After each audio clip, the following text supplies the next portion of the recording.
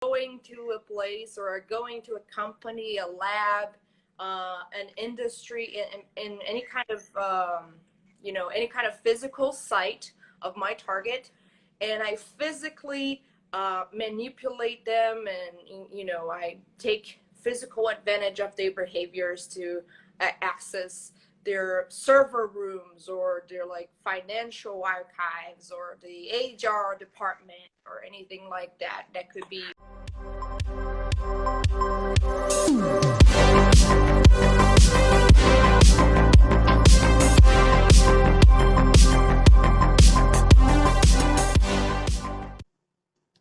Guys, welcome to yet another episode of Zero Day. I'm your host NJ, and today our guest is Maria Ciavatta.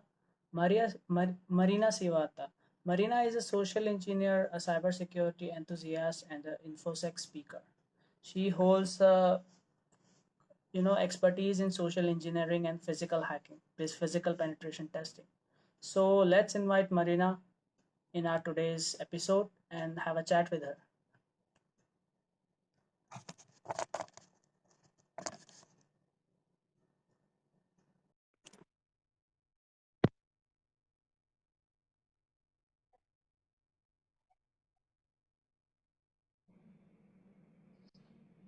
Hello, Marina. How are you? Hi there, I'm good, and you? I'm fine. I'm doing great. Welcome to Zero Day. Thank you for having me. So, how's the Sunday morning going? I'm sorry. How's the Sunday morning going? It is going good. It's going good. Here in Texas, where I'm staying right now. I'm from Brazil actually, but I'm staying a little while in Texas, and it's been very hot. 'Cause we're like in summer. So, so morning. Okay, so let's start with the talk then. Alrighty. So, Marina, can you tell our viewers that how your journey started? How you got interested in cybersecurity in this field? That is a very funny story, actually. I do not have a security background. I come Okay. I come from a humanities background. I'm graduated in journalism, actually, and Okay. my transition to security was pretty much just an accident. I used to organize the biggest hacking and technology conference back in Latin America. It's called RoadSec for those who don't know. I started as like community manager and content producer for the conference, and then I became like one of the main organizers of the conference. And there, having so much contact with so many communities and speakers, and the hacking community itself, um, it grew a lot in my heart. Hacking grew up on me. And since I came from a humanities background, I heard a talk, a social engineering talk in one of these events, and then it was just like love at first sight. I just started studying it a lot.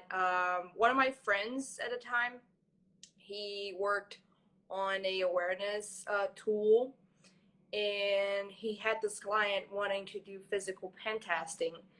This My friend was like overwhelmed with work. It was like his second week without sleeping already, so he obviously needed help, and he came to me like, hey, I know you're good with people, would you like to do a physical pen test? I'm like, Yeah. sure. No idea what that is, but let's do it. And I studied it a little bit, of course, before going to the client. I went there, the client gave me like a lot of missions, and I killed it. I completely killed it. I completed all the missions, and the client was super satisfied, and everyone at the company were so happy. We made it official that I was now a social engineer. That was a few years ago already. Okay. Yeah. Listening to everyone's story, how they started, it is very different. Everyone starts at very different place, and it is quite interesting to know how they started. Right, your story is quite amazing that you are not being from the background of computer science, but yet you are doing it, right, and you are loving it. Yeah, so that's the amazing thing. So before going deep into the topic, Can you tell our viewers what is social engineering, what is physical pen testing? Can you get them familiar with these terms? Sure. Social engineering is going for the human error. Like, so we're using behavior and emotional manipulation techniques to exploit the human error. So I'm gonna convince someone to do something for me they were not supposed to do, to give me privileged access or restricted access, or to be able to steal information, to steal equipments. So I'm gonna use this kind of behaviors techniques, like to mold the person's response to myself to achieve my advantage. So that's called social engineering. You use your human knowledge about behavior to just exploit the human mistake. And we also call that human hacking, because it's pretty much the same thing that you're doing to a system. You're like looking for its vulnerabilities for you to exploit. You know how the system behaves if you do a set of commands. The same thing applies to humans. So that's why it's called human hacking.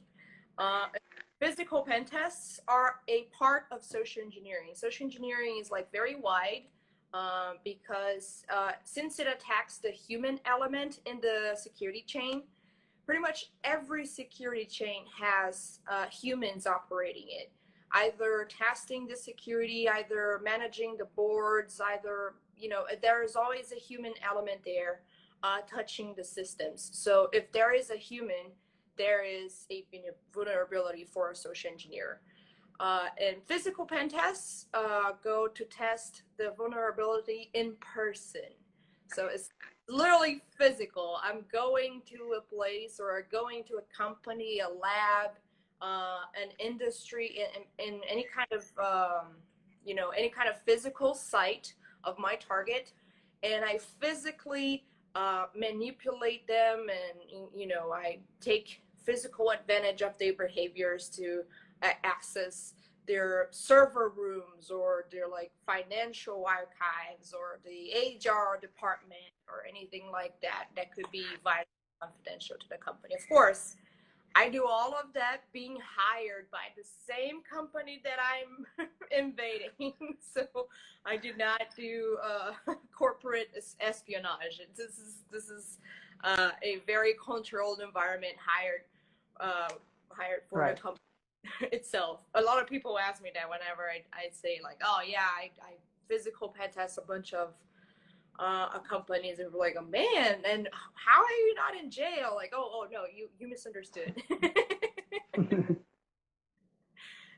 Definitely. So for sure, you are doing it with permissions and all the legal authority. You know, not directly going to any premises and hacking them.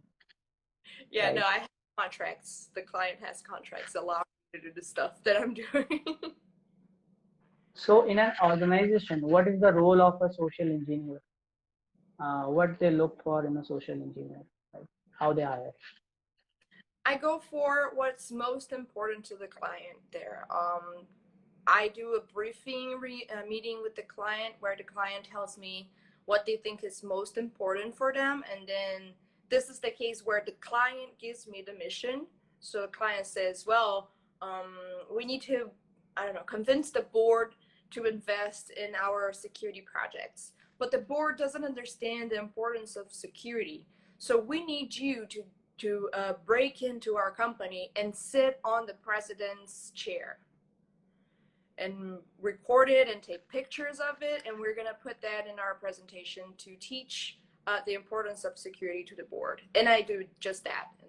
I break into the company, being a complete stranger coming from the street, and a few hours later sitting on the president's chair. There's me taking selfies in the president's chair and all of that, and sending to the client so the client can put that in the report. But there's also suggested missions.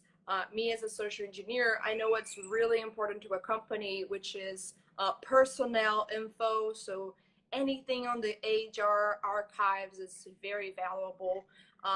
Talking about values, So I go to the finance department as well to see how much everyone is making, how much the board is making, go study on new projects and how much the company is investing on their own projects. So everything that has to do with values and personal and also law involvement, I go after that.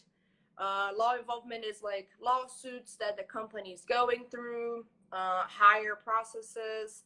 So once I went to this law department inside the company, and I found out a lot of contracts with with other huge other companies, and they were signing partnership contracts that were not yet public. So I could have stolen like very, very important intel on the company strategy right there. Okay, so you guys keep check on what is happening on that level, right? Amazing. So, what are the attacks a social engineer can do, or a social engineer hacker can do? What all attacks can be there? Like how a hacker can, get into an organization or steal data using social engineering.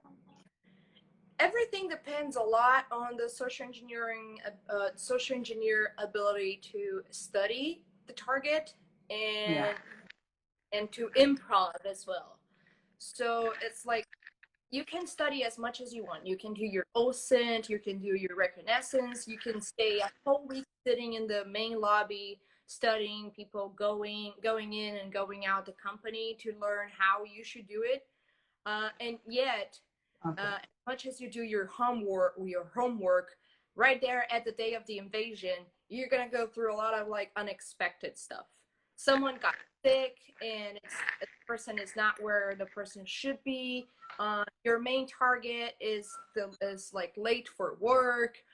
Anything can go wrong on a physical pen test. So if the social engineer have to be has to be very quick on their feet. They have to have a really, really, really good improv skill.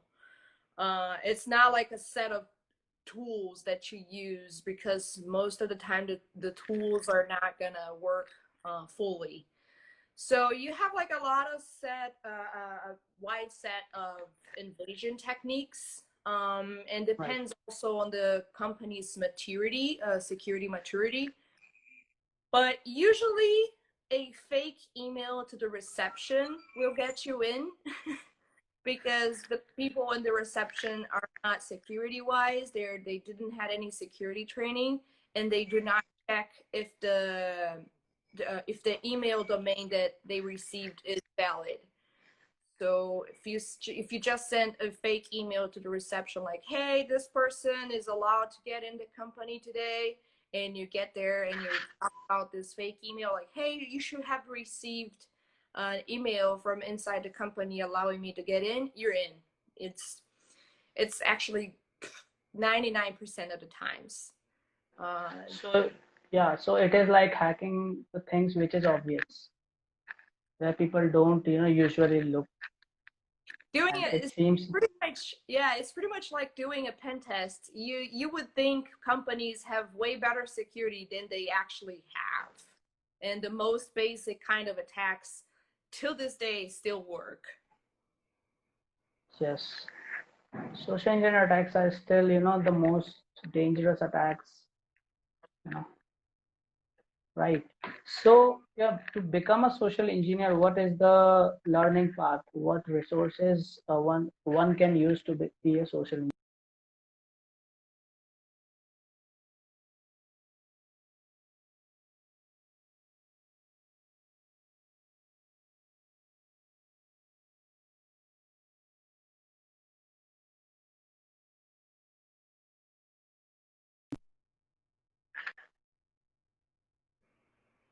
Hello? Yeah, can Hi you? there. Yeah, Sorry, we you can went hear. away for a second. Sorry for that. Yeah, That's continue. okay. We have a lot of names today for us to study about social engineering. We have, of course, Kevin Mitnick, which is the most known. Mitnick has a bunch of books and he also has a company focused on social engineering awareness. So if you want to study a little bit of his career, that's a really nice thing to do. His books are very simple, although they are quite they're not up to date anymore. They're very old actually, but still is a very fun read. You're gonna get to know a lot of very fun and nice stories about social engineering and get a good grasp of the mindset. We have like Chris Hatnaggy, we have Rachel Toback. She's a really good vishing social engineer. So she focused on social engineering through phone. She's like fake calls to get your info and stuff like that. She's crazy good. She can do anything with the phone and her data on her hands. I would recommend everyone to study that. Studying the the online part of social engineering, it's quite easy nowadays because we have the internet. So if you just had engineering, you got a bunch of articles. You're gonna study about phishing. You're gonna study about spear phishing and vishing and smishing and all of the variables on the social engineering online part. But the physical part is where things get a little bit more complex, because you can study as much as you want. You can study philosophy, you can study human behavior, you can study body language, you can study a lot of that. You can study acting and improv as well for you to be able to deal better with people.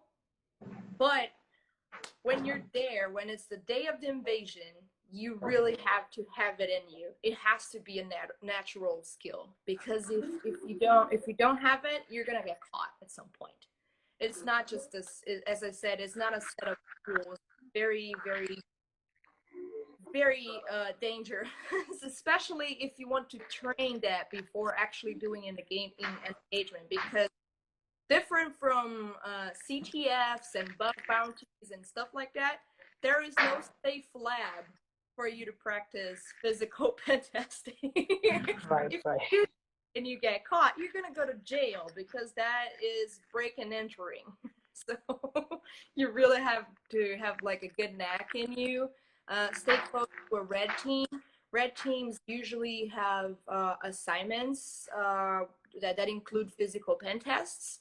So if you're Yes. close to a red team, is way more probable that you're gonna also have contact with physical pen testing.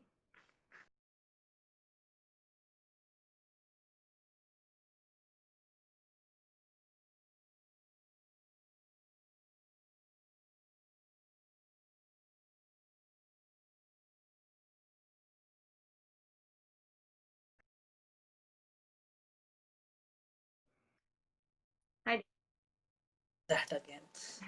yeah. I was So, saying you can also work as a consultant with security awareness as well, and have physical pen tests as one of the options of your consultancy. Yeah. So my question is, do you think that girls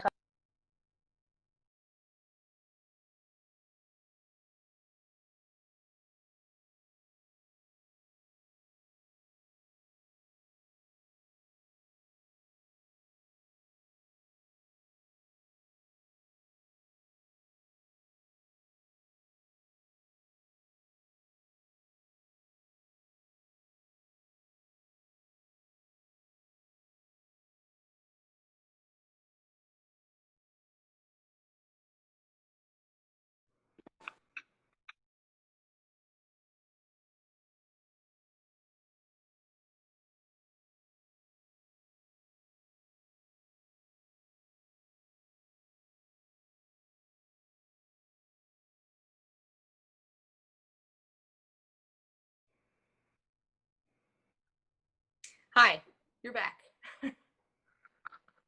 sorry for the internet, right? It is shitty It's today. okay. So that's what's come with the live sessions, the uncertainty. It's okay. What was the question that you were starting with? Yeah, I was asking that. Do you think that girls are better in social engineering than guys? Is it natural for them? No, it is not. It is a very good question. I understand that question comes from a place of Hmm. privilege, because life it's not easy for any women, especially in our jobs. So whenever I get something because I'm a woman, it's based on the other person's bias and prejudice. I cannot do a lot of my characters because I am a woman, especially. So a bunch of my male counterparts, they can be like they can do characters like uh, I'm the boss, so I'm gonna get inside the company. I'm gonna, tell around everyone. I'm gonna be very bossy, and I cannot do that because if I do that as a woman, I'm a bitch. So I have to choose characters like a trainee, and things like that. The person said, "Sorry, but gender is not a matter in social engineering." That got Okay. joke. Social engineering is all about human behavior,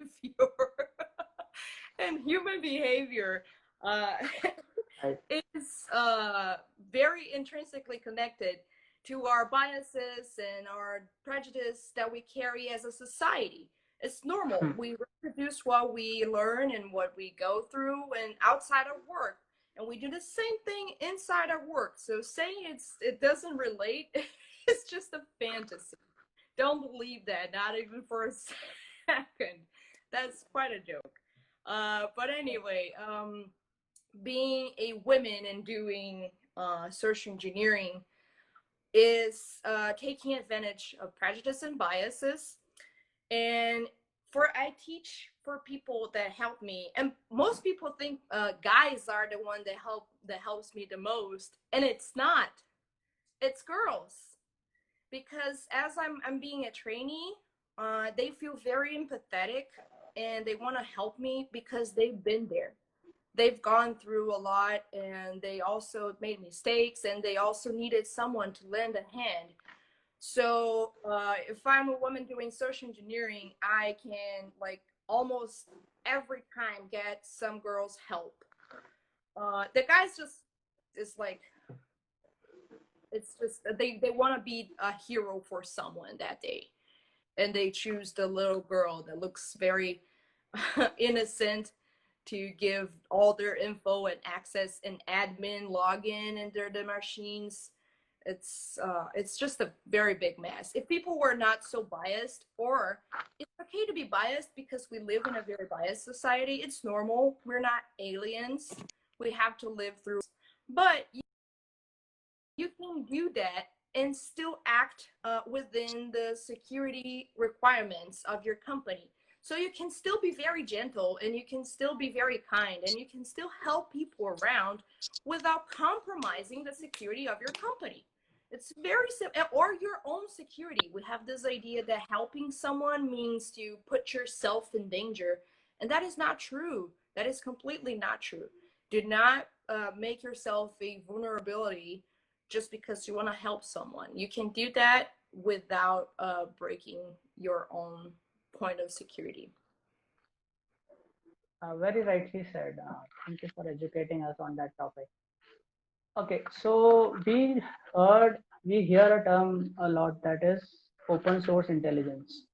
So what is open source intelligence and where it is used? Can you tell us about that? Yes.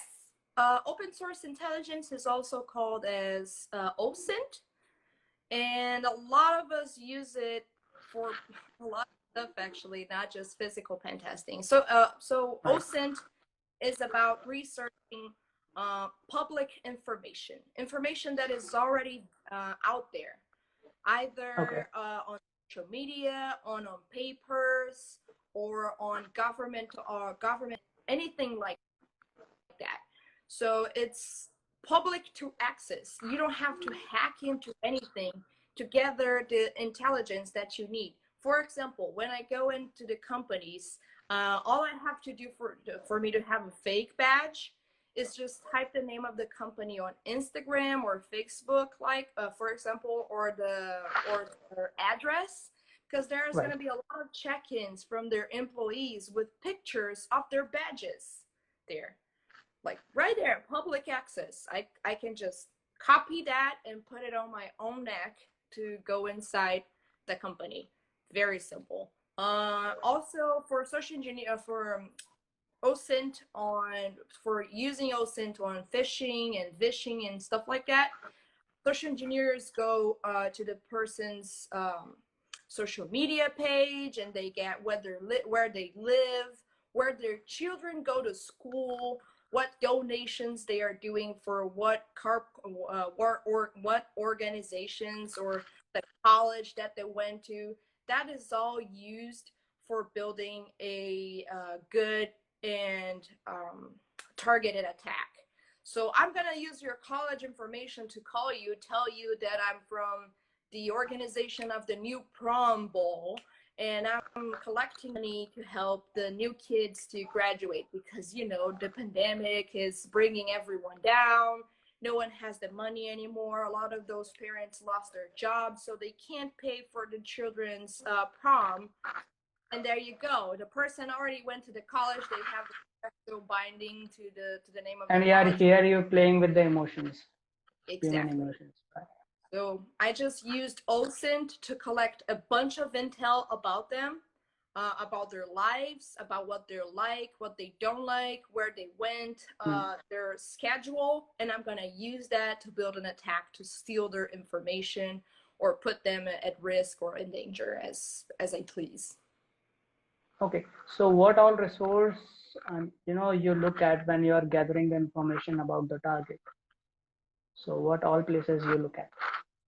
I look at social media. That's very good. Social media already gives pretty much all the info that I need.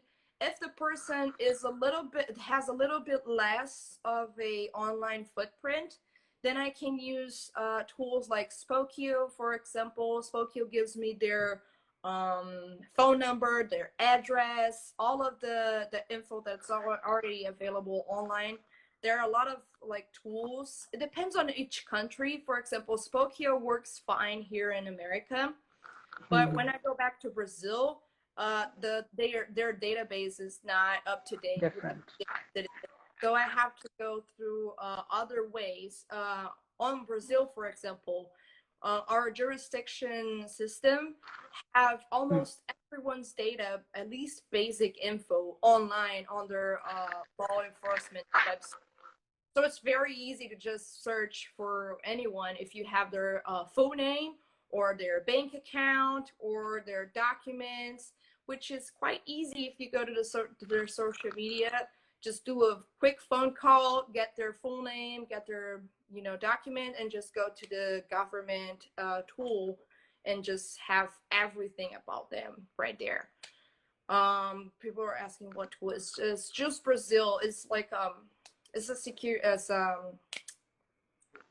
it's I don't know how to say this in English, but it's a tool they use at courthouses to keep the law processes in order, like to have it accessible for the general public. Okay. Okay. So like we talked about how hackers can hack, using social engineering and how they do it. So for the general people, normal people like us, what we can do to, be safe online from these social engineers? For you to be safe from a social engineer, you have to be, I'm not gonna say paranoid, but you have to have your own portion of being cautious. Be cautious all the time. Doubt of every story that is asking for your info or for others people information as well. Anything that your straight up action, anything that sounds urgent, you have to doubt about it. You really have to, be a little bit paranoid. I say this and people are like, oh, but then like, how are we gonna live our lives? This is an awful way of living. Well, before the internet, we were already very suspicious about everything. When the internet hit, No, Yes. your parents would say like, you should not talk to strangers online. This sounds like a lie. This sounds like this is not real. And it's the same thing. The internet still is a very dangerous ground. We still have a lot of criminals running around, but because it's now part of our day to day, we lost cautious. We're not suspicious anymore for some reason because it's now something we're used to. We cannot forget about being cautious all the time. You have to be suspicious of everyone that you don't know approaching you with a prize, with an unexpected promotion, with something urgent that you have to do to fix a problem that you were not expecting. Anything that can rattle you up and sounds like too good to be true or too dangerous to happen to you probably is. It probably is a scam. So be always aware of your being cautious. You really have to be that. It's part of your own immune system per se. It's what keeps you alive. Do not click on anything that you don't know the original source, that you don't know its true validity. So if you don't know if that link is really what that link says, do not click on it. I cannot stress this enough. Even if my friend sends a link that will pay me $5, No, even even that. send you that because probably your friends didn't check it too. You can ask them. You can, hey, do you know where this link comes from? And you're like 99% of chance you're gonna be like, I have no idea, bro. I just got it and I given it to you. Yes, yes. Okay, so that was about social engineering. So, like moving on to physical penetration testing. What is physical penetration testing and how it is done? All What right, all so things you look at? Yeah. physical penetration physical penetration testing. Yeah. I'm sorry, English is not my mother language. I get Neither mine. Yeah. all fucked up. No problem. No uh, problem in that. Physical penetration testing Yeah. is to break and enter, literally. It's the testing the physical security of somewhere. So I am Okay. gonna test their access points. I am gonna test if their security camera response is up to date. So I'm gonna be caught by security cameras, or I'm not gonna be caught by security cameras because now I spot where they are. I'm gonna test like their password pads. So a lot of rooms have password pads, for example, labs, production labs, and stuff like that. I'm gonna test that as well. I am going to test if people badge me in or let me tailgate them into places that I'm not supposed to be. I am gonna pretty much test every aspect of the physical security of the company. So anything that I can touch, I am going to touch. And if I should not be touching that, then that's a security liability. Okay. Okay. So, like, so does it include lockpicking also?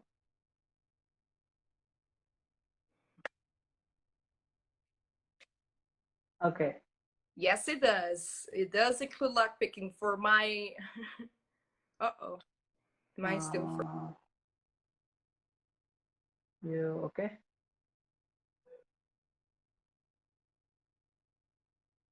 All right, we're back. So Okay. yes, Yes. it does include lockpicking for my own amusement. I really, really like doing lockpicking. I used to be a lockpicking instructor when I was a events organizer, and nowadays Okay. I get to use it on my job. So anytime I go in and I have like to I know the HR docs are locked in this small little fragile cabinet. I only need like 1 or 2 minutes for me to open the cabinet and steal the files or steal their equipment or even open the server room. So I use lockpicking everywhere. It's really good. It's one of my favorite parts of the job. including steal uniforms as well, because uniforms are usually locked in the the bathroom locker where people get changed. So I break in the bathroom. I don't actually have to break in the bathroom. I just walk in the bathroom and I break into their lockers and I just grab as much uniforms as I can, and it's just cosplay day when I get to be a cleaning crew member or a maintenance member or whatever I want. Sounds very interesting job. Right. Okay, so do you use lock picking? Like, do your friends call you when they lose their keys or something like that? Yes, it happens. My mom, every time she calls me, oh, I got locked again, or I forgot where I put my key of this cabinet. Can you just come here and break it for me? And I do. There is someone asking if social engineering is illegal. The skill itself, it is not. It's what you do with the skill. It's just asking. It's just like asking Definitely. hacking is illegal. Hacking by itself, the ability to break into system and understand how they work and find vulnerabilities, the ability itself, it is not a crime. It is not illegal. What is illegal is what you can do with it. So, for example, a lot of people use hacking to make systems more secure. They stress the systems, they test their security, and they patch it up, and they fix their their bugs and whatever is making them insecure. So then hackers that actually use hacking for breaking in and stealing information and taking all of that for their own advantage or their own profits, that is illegal because that is stealing. Not hacking is not the problem there. If you pay attention on what I'm saying, is stealing is the problem. Breaking into private property is the problem, not the ability itself, not the knowledge itself. It's the crime itself that is against the law. It sounds obvious, but it's just a tool, a knowledge that you use, and then you use that to commit a crime. So what I do is not a crime because every time I break into a company, as I said before, I have a contract signed with them. The company hires me to do this. The company gives me the missions. The company tells me what I can or cannot do to people. About online social engineering, for example. So I was talking about phishing and vishing and all of that. When I do it as a hired professional. I do it to generate a report for this company, to fix their issues, to train their personnel, to better themselves at security. When a criminal does that, it's for stealing your data, it's for stealing your documents, for stealing your equipment, and to commit crime. So my job is to commit the crime first in a way more controlled environment, and then give you the result to teach you how not to fall for criminals. So the bad guy don't do it. Right. Yeah. Right. So quite interesting knowledge. Hope our viewers is enjoying the session and learning a lot from you.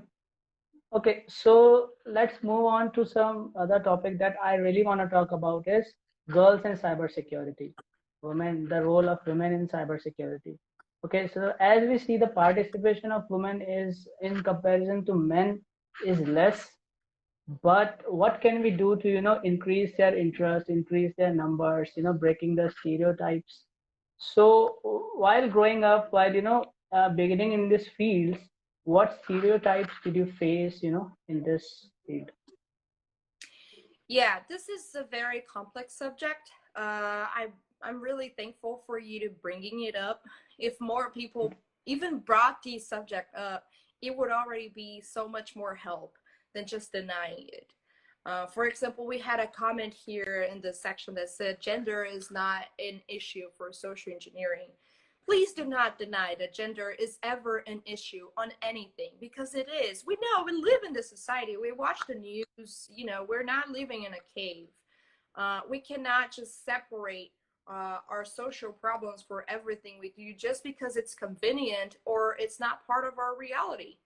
So people like you, for example, you're a man and you're asking me, how can we help? That's just the most precious thing. If more people did just that, it's just that, how can I help?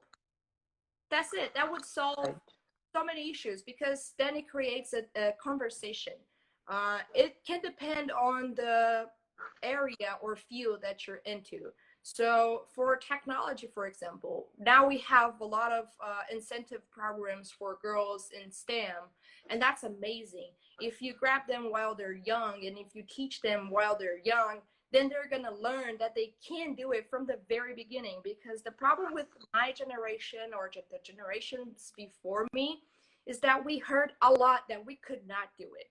We were not part of that.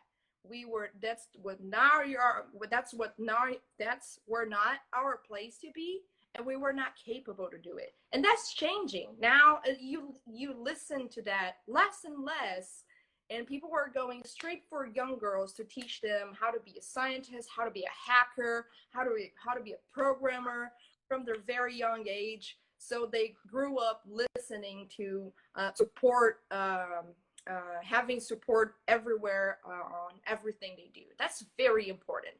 So to listen, to ask, like you just did, like, how can we help? It's the number one step. That's very important. Not deny it. It's also very important, because it doesn't mean nothing if you ask, how can I help? The person tells you how to help, and it is like, yeah. I can hear you, but video is frozen. So let's wait for a second. You're good. The video is good. Right. So Yeah, continue. that's no good if you ask the person, how can we help? And whenever the person replies, you're like, no, I don't see that happening. So no, that's probably an exaggeration. Then why did you ask? So ask, how can you help? Listen, do not deny it. And then we can actually put our hands in doing the actual job. So creating women communities, or creating study programs, or creating safe spaces, or even just helping in their own initiatives. There is a lot of women focused actions and projects in technology that get the help of important men to do it.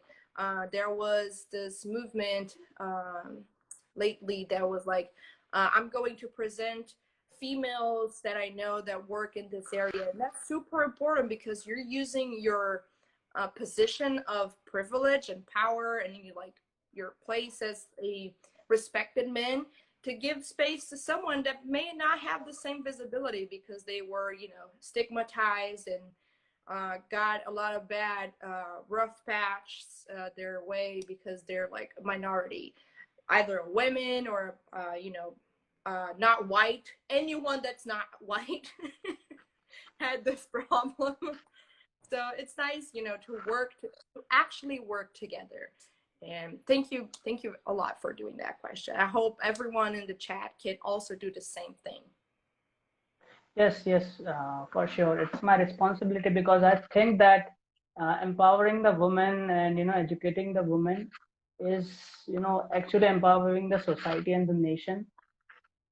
And yeah, it is very important to be, the world is becoming tech centric, and the 50% of the population, if they are lagging behind, it's a problem, right?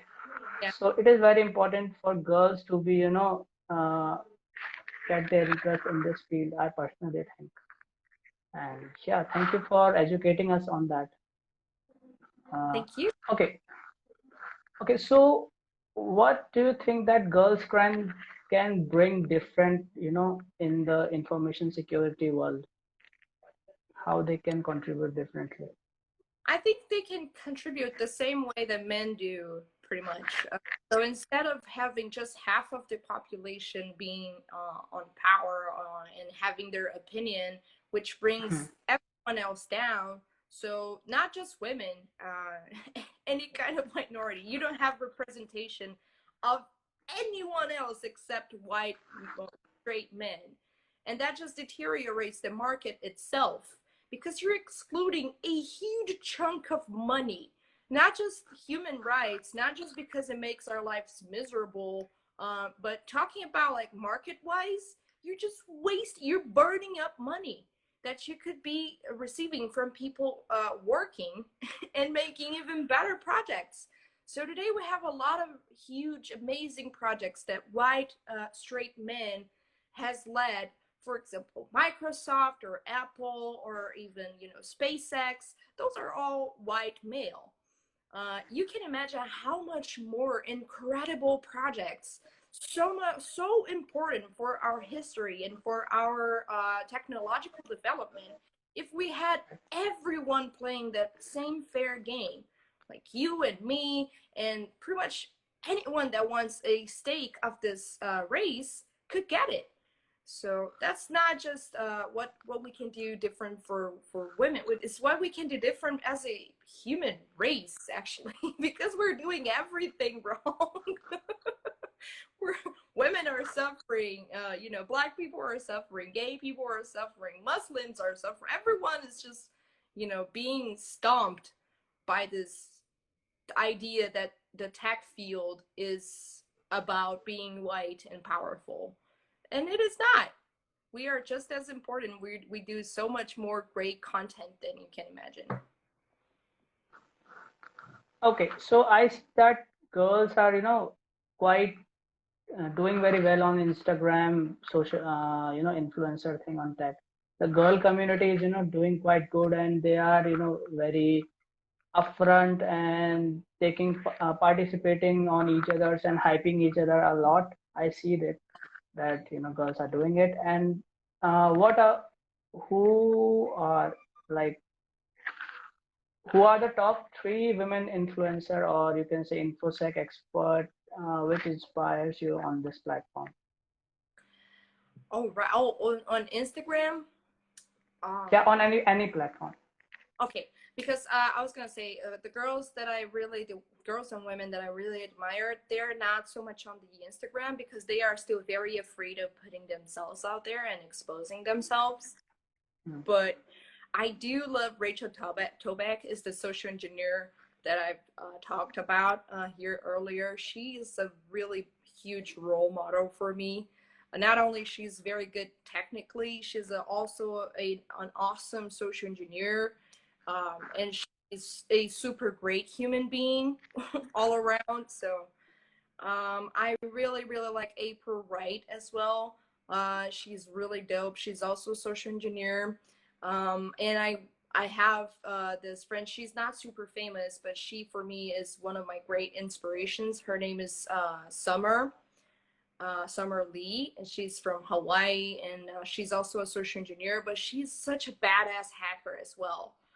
So you see, since we don't have like many exposed superheroes for us women, we go a lot for people that are around us, like directly around us, because we know they're just freaking amazing. They should be on billboards.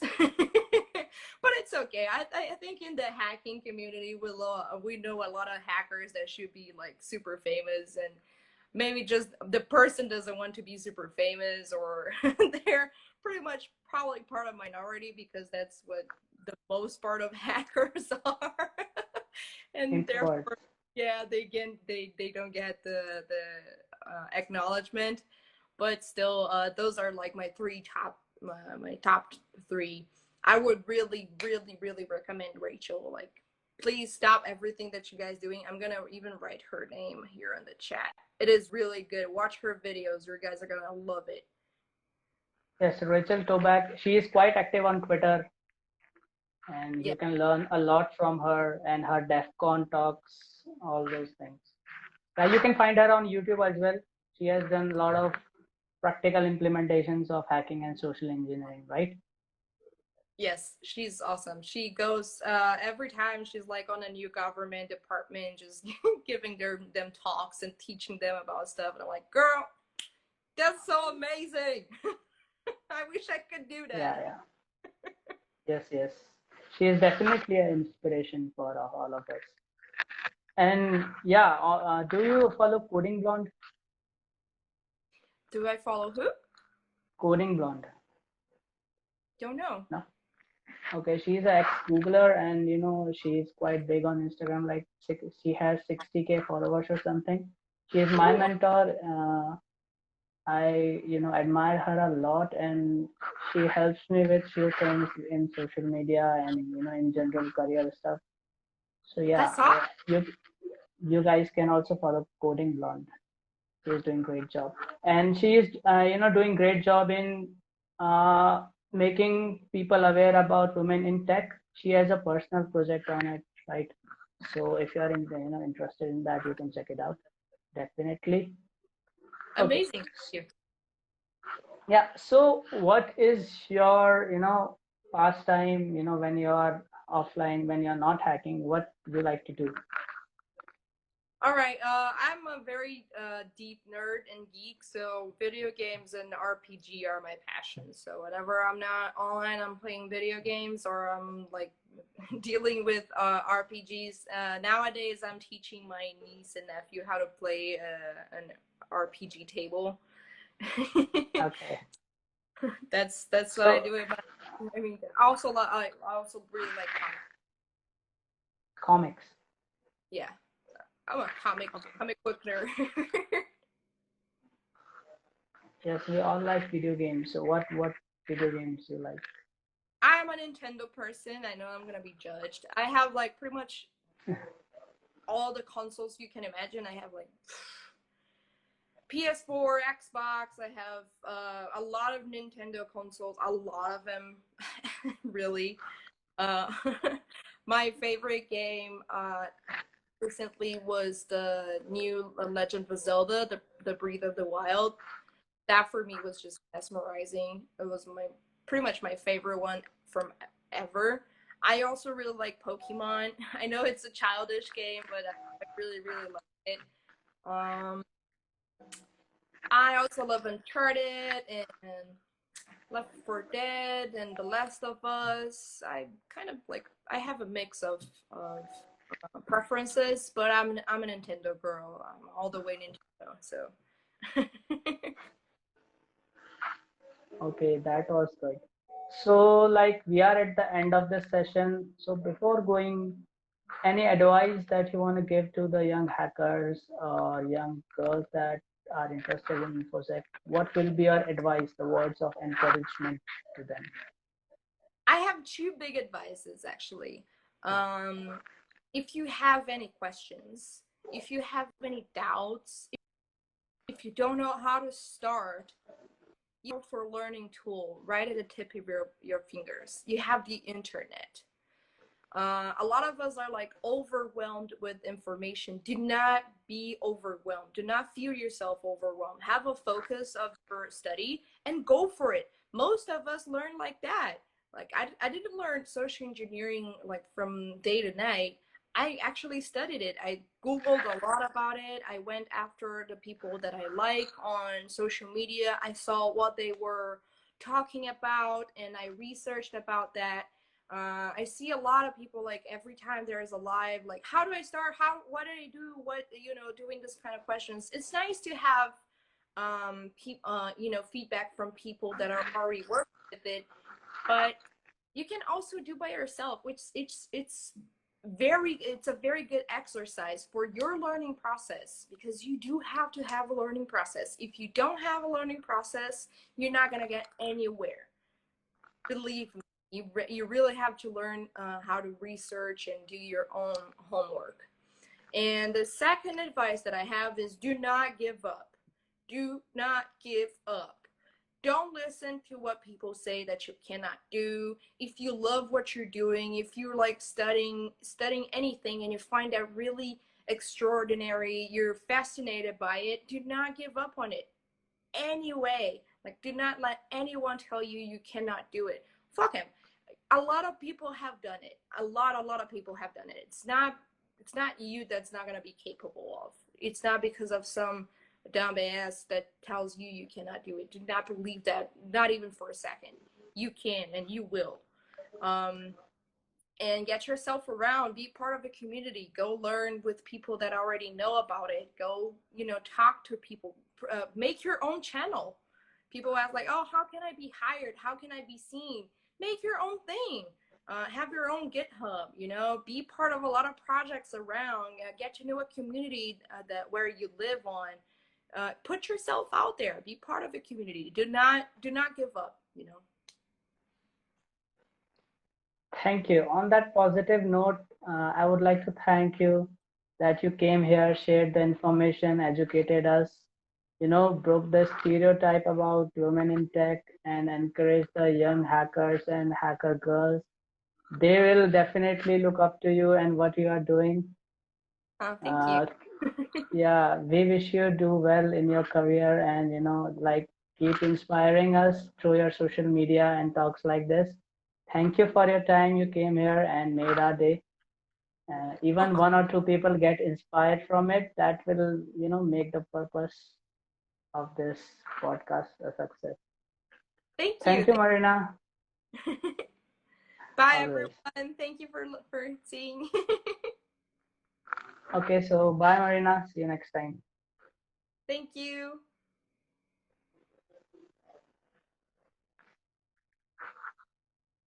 So, guys, that was Marina Ciavatta. She is a social engineer, and she shared a lot about social engineering and physical pen testing. Hope you liked this session because it was different from bug bounty that I did in last 4 episodes. So quite interesting to know that there is a different field known as social engineering, and there is a career called social engineering and physical pen testing other than application security and hacking website and mobile apps. You can do that also. You can definitely follow Marina Ciavatta on Instagram and on Twitter. Username as @Marina Marina Ciavatta Ciavatta. Okay, so give her a follow, ask her question, approach her, be respectful. Okay, she will definitely help you. She's a nice person. And hope you enjoyed today's episode. This was your host NJ, and this was the another episode of Zero Day. See you guys next time. Peace.